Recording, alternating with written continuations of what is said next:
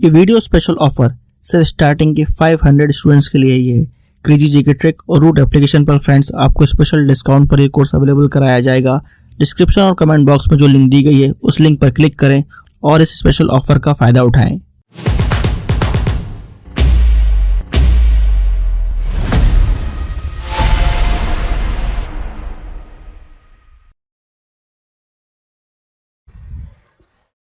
Hello friends, मैं हूं सिकंदर। आशा करता हूं कि आप अपने बेहतर भविष्य की निरंतर तैयारी कर रहे होंगे। आज का जो अपना सेशन होगा राजस्थान की मृदा का पार्ट 2 होगा। जैसा कि हमने इससे पिछले वीडियो में राजस्थान की मृदा की शुरुआत की थी और उसमें से हमने काली मृदा और जलोढ़ मृदा को पढ़ा। काली मृदा और जलोढ़ मृदा के बाद जो मृदा है लाल मृदा हो जाएगी। कौन सी मृदा हो जाएगी? लाल प्रवर्तीय मृदा हो जाएगी, रेड सोइल हो जाएगी, है ना। राजस्थान की मिट्टियां हम पढ़ रहे हैं, राजस्थान की मृदाएं या सोइल ऑफ राजस्थान हम पढ़ रहे हैं। इसमें से आज जो हम पढ़ेंगे लाल मृदा पढ़ेंगे। काली मृदा और जलोढ़ मृदा हम कर चुके हैं पिछले वीडियो में। ओके, स्टार्ट करते हैं आज का यह सेशन। देखिए, लाल मृदा या प्रवर्तीय मृदा, इसका निर्माण कैसा होता है? लाल मृदा का निर्माण पर्वतों की ऊपरी परत के अपक्षय और अपर्दन से हुआ है। देखो, पर्वत के ऊपर क्या होता है? मिट्टी होती है ना, पहाड़ी या चट्टान होती है। अगर मैं उसकी बात करूं तो उसके ऊपर जो परत होती है ना, ऊपरी परत में अपक्षय और अपर्दन मतलब टूट फूट से या जल के द्वारा, हवा के द्वारा, बहाव से इस मिट्टी का निर्माण हो जाता है। अब विस्तार की अगर बात करें, राजस्थान में पर्वतीय मृदा का विस्तार दक्षिणी अरावली में पर्वतीय प्रदेश में होता है ना। जहां पर्वत होंगे सबसे अधिक वही मिट्टी ये आपको मिलेगी। कौन सी? लाल मृदा मिलने वाली है। अब इसमें से अगर मैंने बात की कि दक्षिणी अरावली में ये जो मिट्टी मिलती है आपको दक्षिणी अरावली के एरिया में मिलेगी। अब जिले कौन से हो जाएंगे आपके? उदयपुर, सलूम्बर, राजसमंद, सिरोही, बांसवाड़ा, डूंगरपुर और बिलवाड़ा। इन जगहों पर लाल मिट्टी या लाल मृदा पाई जाती है। विशेषता पर आ जाइए। लाल मृदा में लोहा ऑक्साइड या फेरस ऑक्साइड के कारण इसका रंग कैसा होता है? लाल होता है। इसका रंग कैसा होगा? लाल रंग होगा। ध्यान रखना, लोहा ऑक्साइड के कारण इसका रंग कैसा होता है? लाल होता है। ठीक है, पूछा जा सकता है कि लाल मिट्टी में लाल रंग किसके कारण होता है? इसका जो लाल रंग होगा वो आपके फेरस ऑक्साइड या लोहा ऑक्साइड के कारण इसका रंग लाल होगा। ठीक है, लाल मृदा मक्की की खेती के लिए उपजाऊ है। अगर मैं बात करूं लाल मृदा में कौन सी फसल का उत्पादन होता है, तो लाल मृदा में जो फसल का उत्पादन होगा वो आपके हो जाएगी मक्का हो जाएगा। सबसे अधिक मक्का लाल मृदा में होता है। तीसरा पॉइंट की बात करें, यह मृदा अल्प विकसित होती है। अल्प विकसित मतलब विकसित मृदा में 5 स्तर होते हैं या 5 क्वालिटी होती है। अब इसका मतलब इस मृदा में 5 क्वालिटी नहीं है, कुछ ही क्वालिटी है, इसलिए इसको क्या बोल रहे हैं? अल्प विकसित। कौन सी विकसित हो जाएगी? अल्प विकसित। यहां तक आपको ध्यान रखना है, केवल और केवल विकसित अभी तक हमने बात की वो कौन सी थी? जलोढ़ मृदा थी। वो कौन सी मृदा थी? जलोढ़ मृदा थी। केवल अगर केवल की बात करें तो जलोढ़ मृदा एक विकसित मृदा हो जाएगी। अब इसके आगे चलते हैं। अगर और विशेषता की बात करें तो लाल मृदा में ह्यूमस और कार्बनिक यौगिकों की प्रधानता होती है। इस मृदा में नाइट्रोजन की कमी पाई जाती है ना। अभी तक हमने पढ़ी जलोढ़ मृदा, काली मृदा और लाल मृदा। इन तीनों में अभी तक नाइट्रोजन की कमी पाई गई। नाइट्रोजन की कमी पाई गई। राजस्थान में मक्का की सर्वाधिक खेती उदयपुर जिले में होती है ना। मक्का की सर्वाधिक नहीं होगी, यहां हमें चेंज करेंगे। सर्वाधिक मक्का जो बोया जाता है, क्या होता है? बोया जाता है, या वो कहां बोया जाएगा? आपके उदयपुर में बोया जाएगा।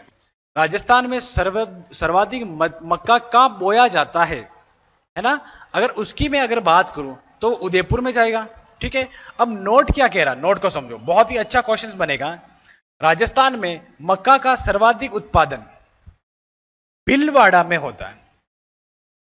दो क्वेश्चंस बने अपने पास कि राजस्थान में मक्का सबसे अधिक कौन से जिले में बोया जाएगा? उदयपुर। और राजस्थान में सर्वाधिक मक्का का उत्पादन कौन से जगह होगा, कौन से जिले में होगा? तो भीलवाड़ा में होगा। ठीक है। कारण यह है कि लाल मृदा में सर्वाधिक चादरी अपर्दन या सीट इरोजन होता है। अब आपके दिमाग में क्वेश्चन आया होगा कि सर अगर बोया उदयपुर में जाता है तो ये उत्पादन भीलवाड़ा में क्यों हो रहा है?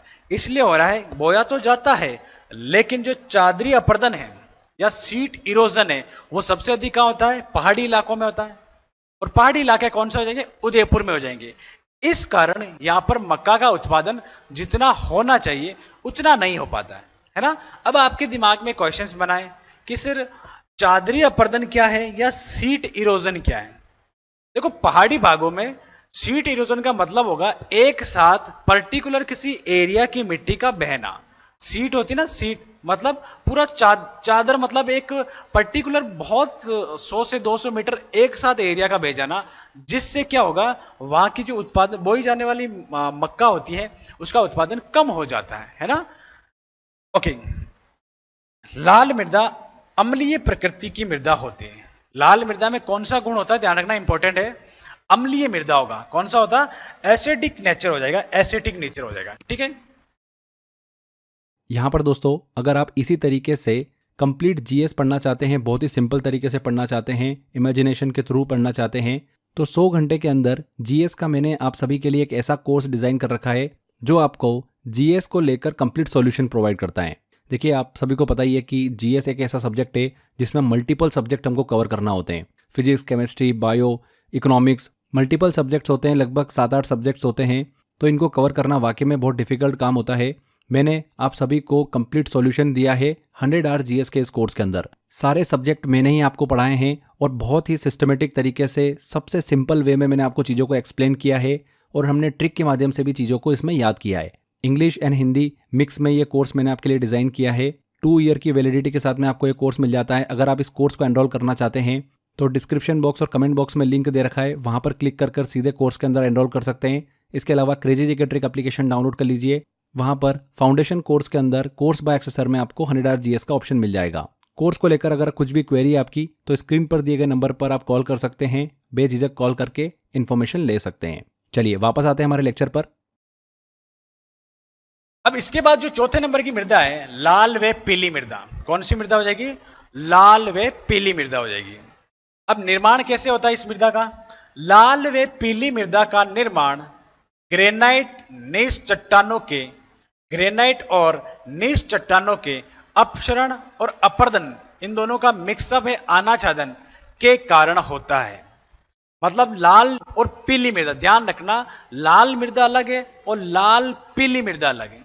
लाल पीली मृदा का निर्माण कैसे हो रहा है?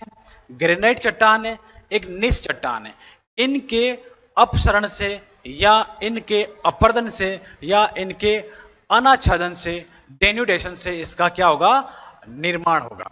अब लाल पीली मृदा का अन्य नाम या उपनाम की बात करें, इसे भूरी मृदा भी कहते हैं। इसे भूरी मृदा भी कहते हैं। एक बार क्वेश्चन पूछा गया, ये आईएमपी हो जाएगा कि राजस्थान में भूरी मृदा कहां पाई जाएगी। अब जैसे लाल पीली पूछते तो आप बता देते, लेकिन इसका निकनेम या उपनाम से क्वेश्चंस पूछ लिया गया कि राजस्थान में भूरी मृदा का क्षेत्र कौन सा है। हम देखते हैं।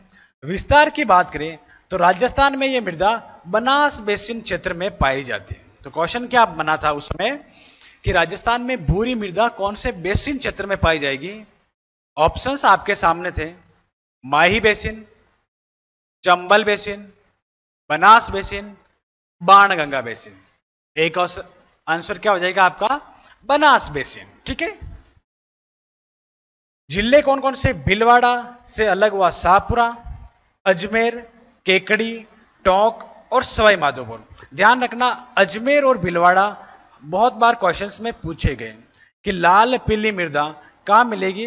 अजमेर और भीलवाड़ा, अजमेर और भीलवाड़ा, ये आपके क्वेश्चंस इस टाइप से पूछा जा सकता है। ऑप्शंस में अजमेर और भीलवाड़ा देखने को मिल सकता है, लेकिन इसके साथ साथ आपको यह भी ध्यान रखना है, अजमेर के भीलवाड़ा के बाद शाहपुरा, देखो भीलवाड़ा से एक जिला अलग हुआ, उसका नाम है शाहपुरा। इसके बाद अजमेर, अजमेर से जिला अलग हुआ केकड़ी, टोंक, है ना, केकड़ी, सॉरी टोंक नहीं है, केकड़ी हो जाएगा। इसके बाद टोंक और सवाई माधोपुर अलग से हमें याद रखना, प्राचीन जिले, पुराने जिले हो जाएंगे। मुख्य फसल कौन सी हो जाएगी उसकी अब मैं बात करूं तो फसल जो हो जाएगी ज्वार और मूंगफली, है ना। इसमें अगर आपको ध्यान रखना है एक फसल, तो आपको ध्यान क्या रखना है, आप इसमें ध्यान रखोगे कि ज्वार का उत्पादन सबसे अधिक कौन सी मिट्टी में होता है, तो मिट्टी जो हो जाएगी आपके लाल व पीली मृदा हो जाएगी। कौन सी मिट्टी हो जाएगी, लाल व पीली मृदा हो जाएगी। अब लाल पीली मृदा की मैं विशेषता पर आ रहा हूं, किस पे आ रहा हूं, विशेषता की बात कर रहे हैं। विशेषता से भी क्वेश्चंस बनता है, बन जाएगा कि लाल पीली मृदा इनमें से कौन सा सत्य है और कौन सा असत्य है, इस टाइप के क्वेश्चंस बन सकते हैं। लाल रंग लोहा ऑक्साइड की उपस्थिति के कारण होता है। अब लाल रंग किसके कारण हो रहा है, लाल मिट्टी में लाल हो रहा है लोहा ऑक्साइड के कारण। जैसा कि हमने लाल उसमें भी देखा, लाल पर्वतीय मृदा में भी देखा था, है ना, जो पर्वत में मिलती है। लेकिन जल योजन प्रक्रिया से इसका रंग पीला हो जाता है ना। कौन सी प्रक्रिया हो जाएगी, जल योजन के कारण। आपको ध्यान होना चाहिए, पूछा जाएगा कि लाल मृदा का रंग लाल क्यों होता है, लोहा ऑक्साइड के कारण होता है। तो पीला क्यों होता है कि जल योजित मतलब जल के मिलने के बाद इसका रंग कैसा हो जाएगा, पीला हो जाएगा। ओके, इस मृदा में नाइट्रोजन, कैल्शियम और कार्बनिक यौगिकों की कमी होती है। कौन कौन से यौगिक होते हैं इसमें, सॉरी कमी होती है, तो कमी हो जाएगी आपके नाइट्रोजन, कैल्शियम और कार्बनिक यौगिक।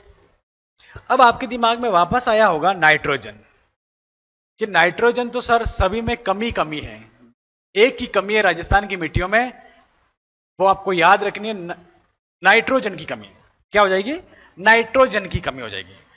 लाल पीली मृदा में मोटे अनाज का सर्वाधिक उत्पादन होता है। लाल पीली मृदा में मोटे अनाज, जैसे अगर मैं बात करूं ज्वार, बाजरा, मक्का, है ना, ये जो मोटे अनाज है इनका उत्पादन लाल और पीली में हो जाता है। ठीक है, अब हम देखेंगे अगली मिट्टी, उसका नाम है 5वीं प्रकार की जो मिट्टी है राजस्थान की, लवणीय या सारीय मृदा। लवणीय व सारीय मृदा। लवणीय और सारीय मृदा के अगर निर्माण की मैं बात करूं, यह मृदा तब बनती है जब इसमें लवणीय और सारीय तत्वों की मात्रा बढ़ जाती है।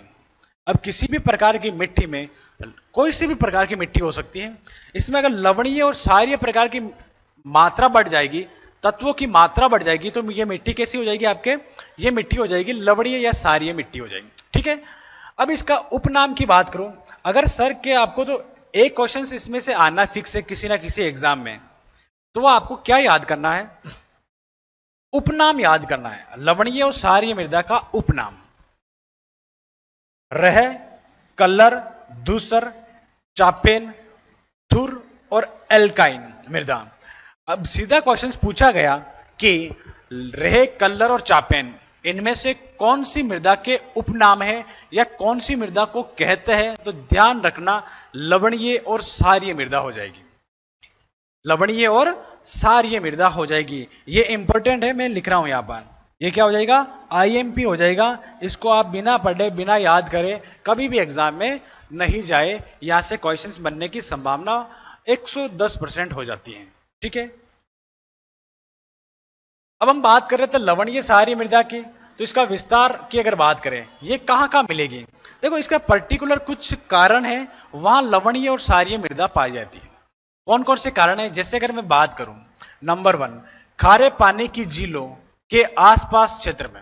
अब देखो, जैसे कोई खारे पानी की झील है, सांबर झील है, डिडवाना झील है, लुणकरण सर है ना, इन झीलों के आसपास कौन सी मिट्टी मिलेगी, लवणीय और सारीय मृदा मिलेगी। क्यों मिलेगी? क्योंकि इस खारी झील में इसके आसपास के कण, लवण के कण वहां फैल जाते हैं, या इस खारे पानी की वजह से वो लवणीय हो जाती हैं, है ना। बहुत सारे कारण हो सकते हैं। खारे पानी की झीलें के आसपास कौन सी मिट्टी? लवणीय और क्षारीय मृदा मिलेगी। दूसरा नंबर हो जाएगा अत्यधिक सिंचित क्षेत्र, या मैं अगर बात करूं सेम की समस्या वाले क्षेत्र में ये मिट्टी पाई जाएगी, है ना। सेम की समस्या हमने अच्छे से पढ़ा है, पिछला जो लेक्चर था उसमें हमने पढ़ा था कि नहरी क्षेत्र में पानी नीचे की ओर जाता है ना, और आसपास के क्षेत्रों में मिट्टी क्या होती है? गीली हो जाती है, दलदली हो जाती है। होता क्या है? केशिकाकर्षण विधि द्वारा आसपास के क्षेत्र में मिट्टी क्षारीय और लवणीय हो जाती है, क्षारीय और लवणीय हो जाती है। तो ये सेम की समस्या जहां पर भी है, जैसे अगर बात करें तो सेम की समस्या कहां कहां है? तो हनुमानगढ़ में है एक आपकी हो जाएगी गंगानगर में। तो इसका मतलब आपसे सब अगर पूछा जाए कि इनमें से कौन से जिलों में क्षारीय और लवणीय मृदा है, तो आपका आंसर इनमें से भी हो सकता है ना, क्योंकि आपको पता चल गया है कि सर सेम की समस्या तो हनुमानगढ़ और गंगानगर में ज्यादा है। तो वहां से भी आप ये क्वेश्चंस कहीं ना कहीं उठा सकते हो, आंसर्स उठा सकते हो, ठीक है। लवणीय चट्टाने वाले क्षेत्र में, जहां पर जो चट्टाने होगी, जैसे लवणीय चट्टाने होगी, आपके दिमाग में हमने भौतिक प्रदेश पढ़ा, तो वहां पर नागौर उच्च भूमि पढ़ा। नागौर उच्च भूमि में माइकोनिस चट्टाने पाई जाती है। नागौर का जो एरिया है उसमें माइकोनिस चट्टाने पाई जाती हैं। अब माइकोनिस चट्टानों के आसपास में कौन सी मिट्टी हो जाएगी?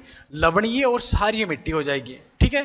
चौथा पॉइंट है उच्च तापमान और न्यून वर्षा। अब जहां पर हाई टेम्परेचर होगा एंड लेस रेनफॉल होगा, या वर्षा की जहां कमी होगी, तो वहां पर क्या मिलेगा हमें? वहां हमें आपको क्या मिल जाएगा? ध्यान रखें, आपको लवणीय और क्षारीय मिट्टी मिलने की संभावना हो जाएगी।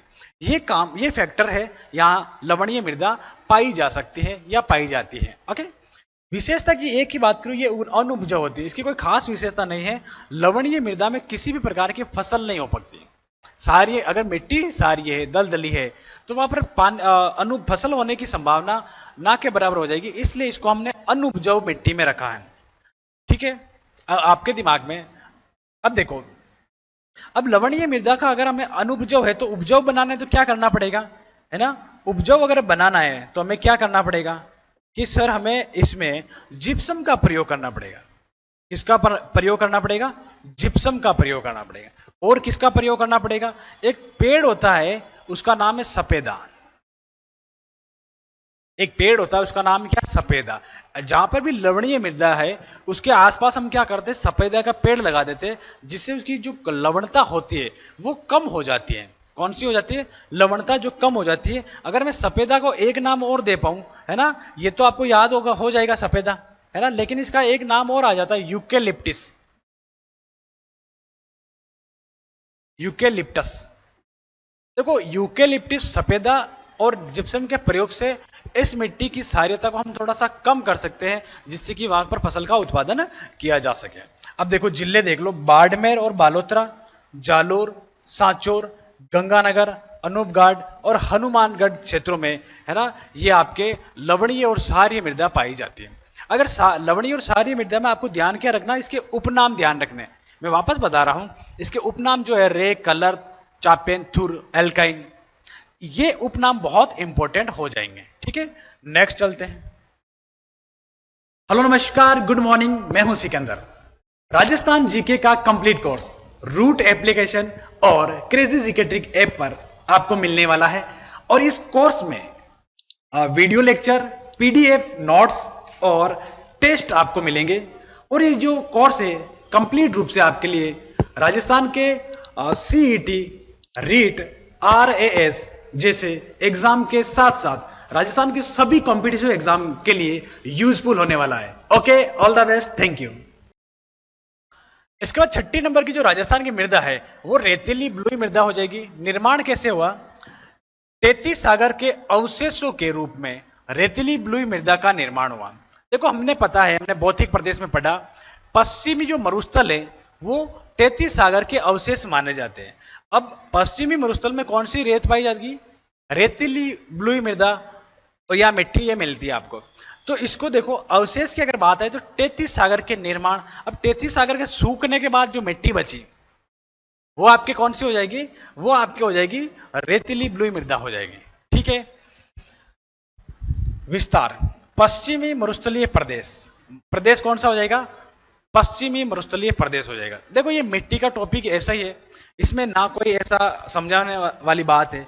ये जो चीजें दी हुई है आपको, ये सीधा एज इट इज आपको याद करना है, और मैं आईएमपी लगाता जा रहा हूं जिससे कि आपको या तो आने क्वेश्चंस आने की संभावना होती है या किसी ना किसी एग्जाम में क्वेश्चंस आया हुआ है।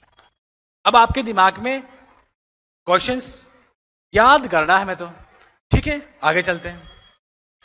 जिले की अगर बात करें, जिले की अगर मैं बात करूं तो जिले कौन कौन से हो जाएंगे, जैसलमेर, बाड़मेर, बीकानेर, जोधपुर और फलोदी। देखो इन जिलों में कौन सी मिलेगी, आपके रेतीली ब्लूई मृदा मिलेगी। देखो ये अधिक आदि आया हुआ है, इसका मतलब पश्चिमी मरुस्थल के जो सारे जिले हो जाएंगे वहां पर कौन सी मिट्टी मिल जाएगी आपको, रेतीली ब्लूई मृदा।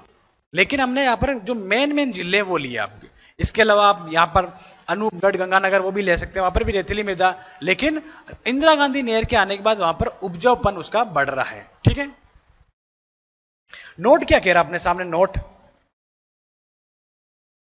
सर्वाधिक रेतीली ब्लूई मृदा जैसलमेर जिले में पाई जाती है। सबसे अधिक ये मिट्टी आपको कौन से जिले में मिलेगी, जो वो जिला है जैसलमेर हो जाएगा। कौन सा जिला हो जाएगा वो आपको ध्यान रखना, जैसलमेर हो जाएगा। जैसलमेर में सबसे अधिक, जैसे कि आप फेमस भी, आप घूमने जाते हो ना, सम के टिल्ले देखने गए है ना, मुझे बहुत बार बोलते हैं सर आज हम घूम के आए, स्टूडेंट आते हैं बताते रहते हैं कि सम के टिल्ले घूम के आए। तो मैं एक ही क्वेश्चन पूछता हूं वहां क्या देखा, कि सर कुछ नहीं देखा, रेत ही रेत थी। हम जैसलमेर घूमने गए, रामदेवरा घूमने गए, तो एक ही चीज दिखती है वहां पर, क्या, रेत ही रेत है ना। तो जैसलमेर हम जब भी जाएंगे वहां पर एक ही चीज दिखेगी हमें, बालू ही बालू दिखेगी। तो इसलिए राजस्थान में सर्वाधिक जो बलुई मृदा है वो जैसलमेर में पाई जाती है। ठीक है, अब रेतीली ब्लूई मृदा की हम विशेषता की अगर मैं बात करूं तो राजस्थान में सर्वाधिक रेतीली ब्लूई मृदा पाई जाएगी। अगर राजस्थान के क्षेत्रफल के अकॉर्डिंग में बात करूं तो राजस्थान के देखो मरुस्थल कितने भाग पर है ना, 61.11% भाग पर क्या है, मरुस्थल है। तो आपको ध्यान होना चाहिए 61.11 में से आपके इसके लगभग आपके अगर 58% भाग पर, इसका 58% भाग पर क्या हो जाएगा, आपका रेतीली ब्लूई मृदा हो जाएगी। तो राजस्थान में अगर बात करें कि सबसे अधिक रेतीली ब्लूई मृदा कहां मिलेगी, तो वो आपको रेगिस्तान में मिलेगी। कोई डाउट नहीं है, आराम से याद हो जाएगा। रेतीली मृदा के कण छोटे मोटे होते हैं, ध्यान रखना, इनके कण कैसे होते हैं, मोटे होते हैं, है ना। जब भी आप जाओगे उधर बालू देखोगे तो इसके कण कैसे होंगे, मोटे होंगे। अब कण मोटे होने के कारण इस मृदा की जल धारण क्षमता न्यूनतम होगी। अब मोटा होगा तो क्या होगा, इसमें पानी डालेंगे तो पता ही नहीं चलेगा पानी कहां गया। तो जल धारण, जल को कैचअप करने की जो क्षमता होगी वो इसमें बहुत कम होगी, है ना। अब आपसे मैं क्वेश्चंस पूछ रहा हूं, अगर आपने ये पिछला लेक्चर देखा तो सर्वाधिक जल धारण करने की क्षमता कौन सी मिट्टी में है ना। चीजें आपको समझ में आई होगी। वो मिट्टी जो हो जाएगी आपके, कौन सी मिट्टी हो जाएगी, काली मृदा। काली मृदा में ध्यान रखना सर्वाधिक जल धारण करने की क्षमता होती है, और सबसे कम जल धारण करने की क्षमता क्या होती है, आपके रेतीली ब्लूई मृदा में होती है। ठीक है, इसमें नाइट्रोजन और ह्यूमस जैसे कार्बनिक यौगिकों की कमी होती है। देखो ध्यान रखें, अगर नाइट्रोजन की बात है तो राजस्थान की सभी मिट्टियों में नाइट्रोजन की कमी पाई जाती है। रेतीली मृदा में कैल्शियम और फास्फोरस की अधिकता होती है। होता क्या, तो कैल्शियम और फास्फोरस, कैल्शियम और फास्फोरस की अधिकता हो जाएगी आपके। यह मृदा वायु अपर्दन में से सर्वाधिक प्रभावित है। देखो याद करने की जरूरत नहीं है, रेगिस्तान है तो अपर्दन कौन सा होगा, क्या सर हमें पता है, अपर्दन तो वायु अपर्दन ही होगा। वायु अपर्दन क्या होता है, वायु अपने साथ जब मिट्टी को उड़ाकर एक स्थान से दूसरे स्थान पर ले जाती है तो इसको हमने वायु अपर्दन नाम दिया।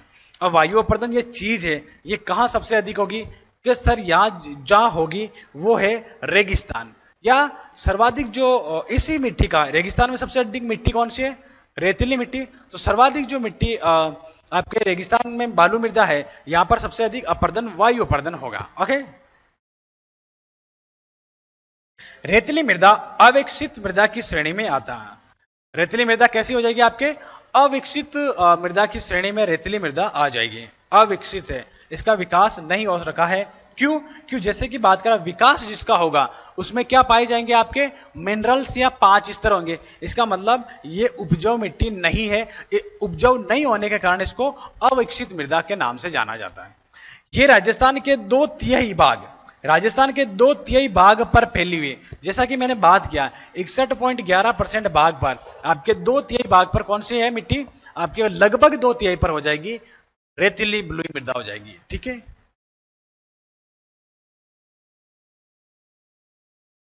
अब राजस्थान की मृदा में अगर बात करें रेतीली मृदा के 4 प्रकार है ना। हम कौन सी बात कर रहे थे? यहां पर यहां तक हमने बात की थी रेतीली बलुई मृदा। अब देखो इस मिट्टी के भी 4 प्रकार है ना। यहां से जो क्वेश्चंस बनने की संभावना वो जिले से बनेगी कि कौन सी मिट्टी आपके कहां पाई जाएगी। जैसे अगर मैं बात करूं एक नंबर की अगर बात करें इसमें तो रेतीली बालू मृदा, दूसरे नंबर हो जाएगी लाल रेतीली मृदा, तीसरी हो जाएगी आपके पीली भूरी रेतीली मृदा, और चौथी जो हो जाएगी खारी मृदा। कौन सी हो जाएगी?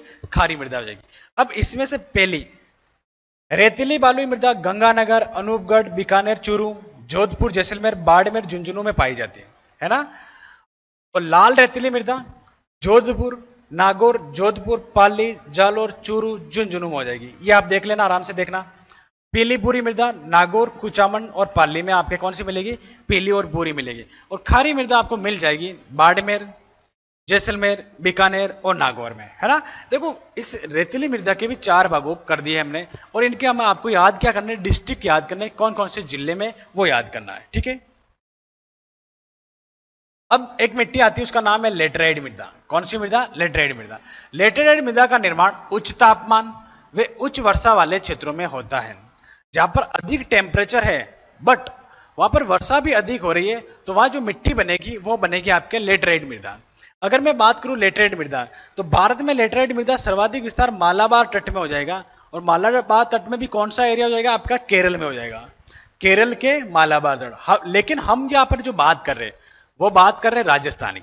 राजस्थान में जो लेटराइट मृदा है, राजस्थान में लेटराइट मृदा डूंगरपुर और बांसवाड़ा जिलों में पाई जाएगी। ध्यान रखना, ये क्वेश्चंस भी पूछा गया कि राजस्थान के किस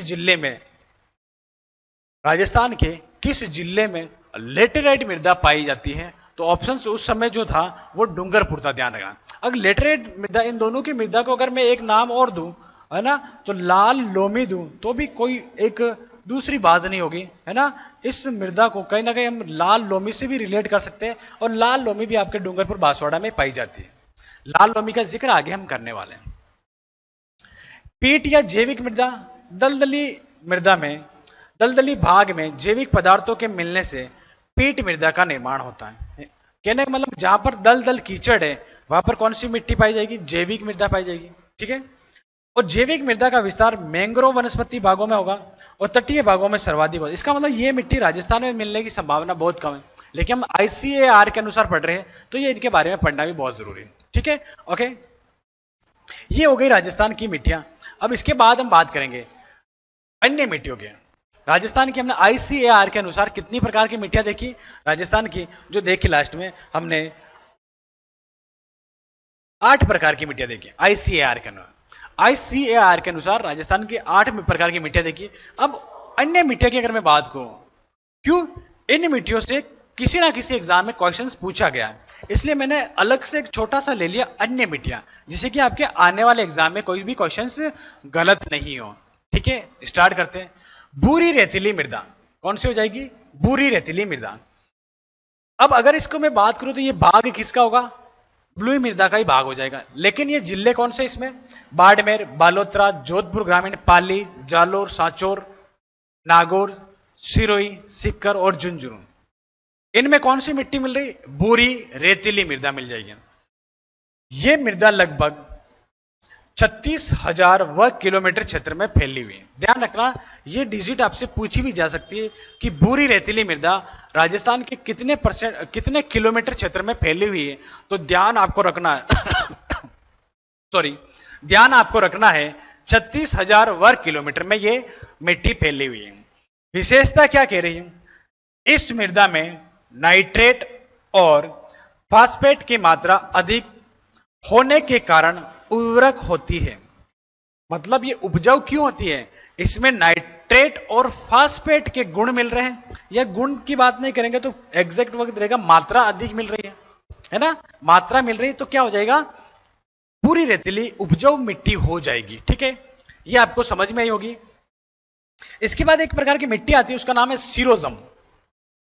सीरोजम मिट्टी देखो, पाली, ब्यावर, अजमेर, नागौर, डिडवाना कुचामन, दूदू, जयपुर और जयपुर ग्रामीण, इन एरिया में कौन सी मिट्टी पाई जाती है? सीरोजम मिट्टी पाई जाती है। देखो सीरोजम मिट्टी से क्वेश्चंस पूछा गया है और आपको ध्यान होना चाहिए कि जब उसमें था ऑप्शन जयपुर और जोधपुर, जयपुर ग्रामीण, अब जयपुर ग्रामीण हो गया, उस समय जो ऑप्शंस था 1-2 साल पहले के क्वेश्चंस किसी ना किसी एग्जाम में पूछा है, उसमें जो ऑप्शंस था आपका जयपुर था। सीरोजम मिट्टी राजस्थान के कौन से जिले में? जयपुर में हो जाए। तो हमने बात की जयपुर, तो एक ऑप्शन था, लेकिन आपको ये सारे ऑप्शन याद करने हैं। जयपुर और जयपुर ग्रामीण, दूदू, ये सारे आ जाएंगे। इस मिट्टी का रंग कैसा है? ये मृदा पीले भूरे रंग की होती है। इस मिट्टी का रंग कैसा है? पीला भूरा रंग हो जाएगा, ध्यान रखना। अभाव, इसमें नाइट्रोजन और कार्बनिक तत्वों की कमी होती है, जिससे इसकी उर्वरता कम हो जाती है। देखो हम बात करें अगर भूरी रेतीली की, तो उर्वरता अधिक क्यों होती है? इसमें नाइट्रेट और फास्फेट है। लेकिन सीरोजम जो मृदा है, इसमें नाइट्रोजन और कार्बनिक तत्वों की कमी है, अलग अलग है ना, नाइट्रोजन और कार्बनिक की होगी क्योंकि कमी हो जाएगी, जिसके कारण क्या होगा है, जिसके कारण इसमें जो उर्वरता की मात्रा होती है, इसमें जो उपजाऊपन होने की क्षमता होती है, वो कम हो जाती है। ठीक है, इसके उपनाम की अगर बात करो, इसे दूसर मृस्थलीय मृदा भी कहते हैं। क्या बोलेंगे? दूसर मृस्थलीय मृदा भी कहेंगे। किसको कहेंगे? आपकी रेतीली भूरी मृदा को कहेंगे। ओके,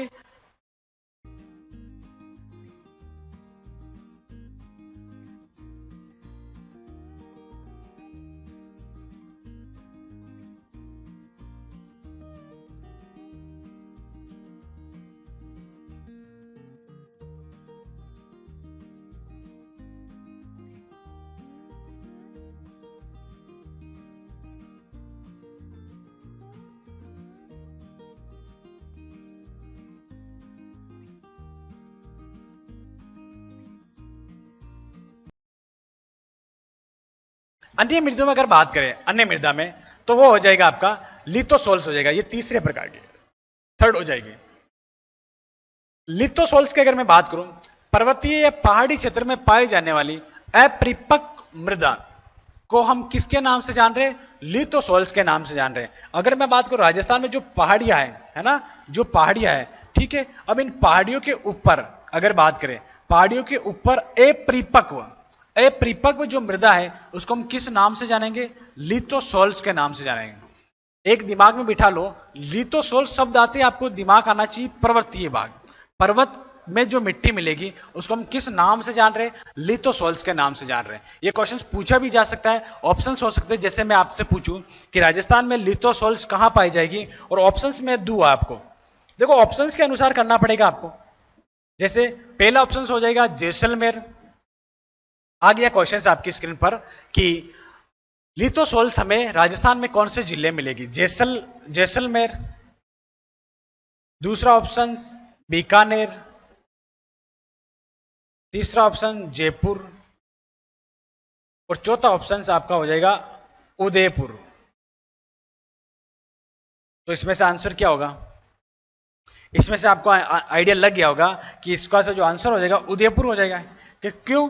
क्योंकि आपके उदयपुर एक पर्वतीय भाग है, पहाड़ी इलाका है, तो यहां पर आपके लिथोसोल्स पाई जाएगी। ध्यान रखना, सीरोजम, भूरी रेतीली और लिथोसोल्स राजस्थान की अन्य मिट्टियों में हम पढ़ेंगे। ये आपको एक्स्ट्रा बताएगा, यहां से क्वेश्चंस पूछा गया। ठीक है, ओके, चलो आज के लिए यहां तक हो गया। आज हमने जो पढ़ी है राजस्थान की मिट्टियां हम कंप्लीट कर चुके हैं।